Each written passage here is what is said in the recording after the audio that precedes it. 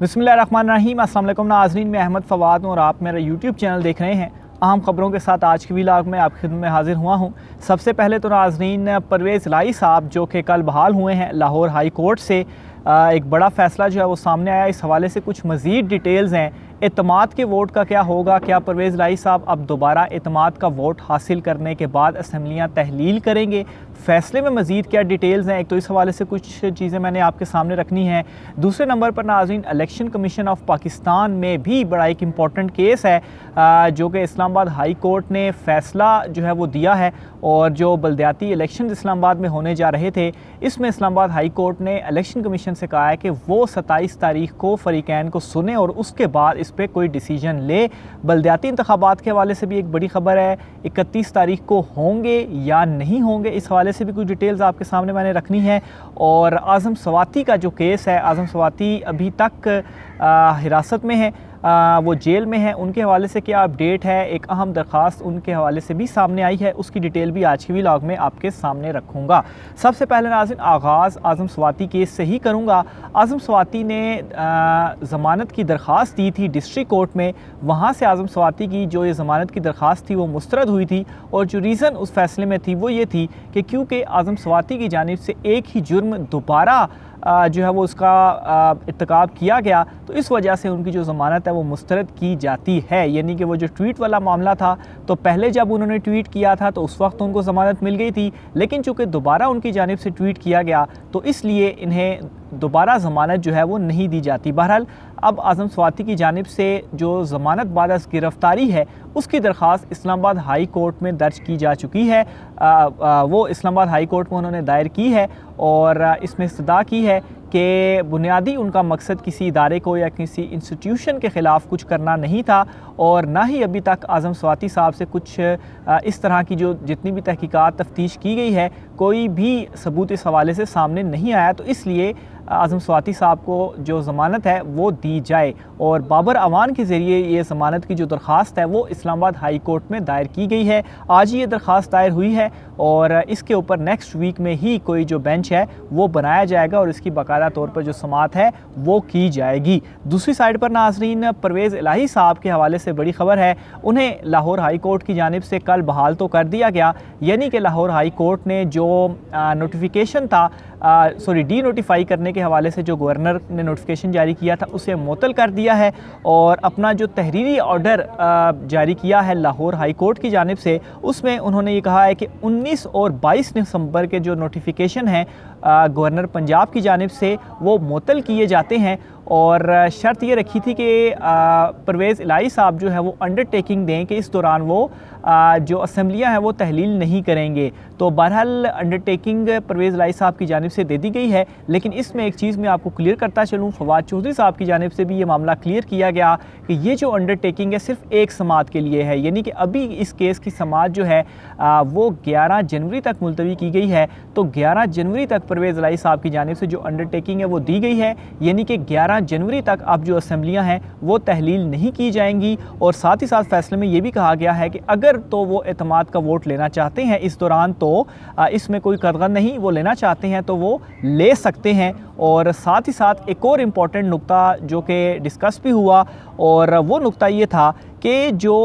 वकील थे गवर्नर पंजाब के, उनकी जानिब से ये कहा गया, जो कि तहरीरी फ़ैसले का इस चीज़ को हिस्सा भी बनाया गया है, कि अगर परवेज़ इलाही साहब एतमाद का वोट ले लेते हैं तो तब गवर्नर पंजाब साहब जो नोटिफिकेशन है डी नोटिफाई करने वाला परवेज़ इलाही साहब को, इसे वापस ले लेंगे। इसके ऊपर जो जवाब दिया गया परवेज़ इलाही साहब के वकील की तरफ से वो ये था कि अगर इस तरह की कोई चीज़ जो है वो गवर्नर पंजाब की जानिब से CM से कही जाती है तो फिर उसका जवाब वो उस वक्त देंगे। तो बहरहाल एक जो मौका है वो अब आ भी चुका है, और इस हवाले से बाकायदा तौर पर परवेज़ इलाही साहब की जानिब से, मोनिस इलाही साहब की जानिब से भी कहा गया है कि अब वो एतमाद का वोट लेंगे, क्योंकि उनके पास नंबर गेम मुकम्मल है, और इस एतमाद के वोट लेने के बाद असम्बलियाँ जो हैं वो फौरी तौर पर तोड़ दी जाएंगी।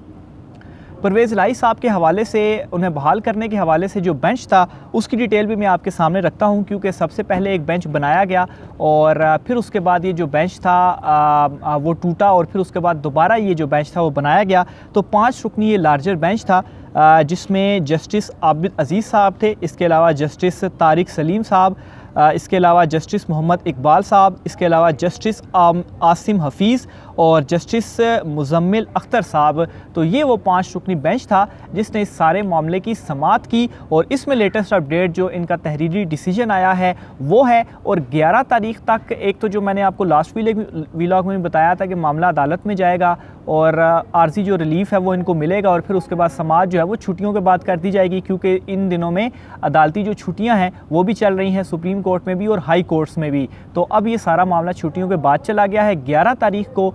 तारीख के ऊपर इसके ऊपर दोबारा समाअत होगी, लेकिन उससे पहले अगर परवेज़ इलाही साहब एतमाद का वोट जो है वो हासिल कर लेते हैं तो फिर उसके बाद अदालत में वो जाकर कह सकते हैं कि उन्होंने एतमाद का वोट ले लिया है और फिर उसके बाद जो असेंबलियां हैं वो तहलील कर दी जाएंगी। बहरहाल यहाँ पर एक क्वेश्चन बिल्कुल मौजूद है कि परवेज़ इलाही साहब कहीं कोई डबल गेम जो है वो तो नहीं कर रहे, जो कि शुरू दिन से ही उनके ऊपर ये जो एक क्वेश्चन मार्क था वो मौजूद था, क्योंकि असेंबलियाँ अभी तो तहलील नहीं हो रही। 11 तारीख तक जो मामला है वो चला गया है। अब 11 को क्या परवेज़ इलाही साहब करते हैं,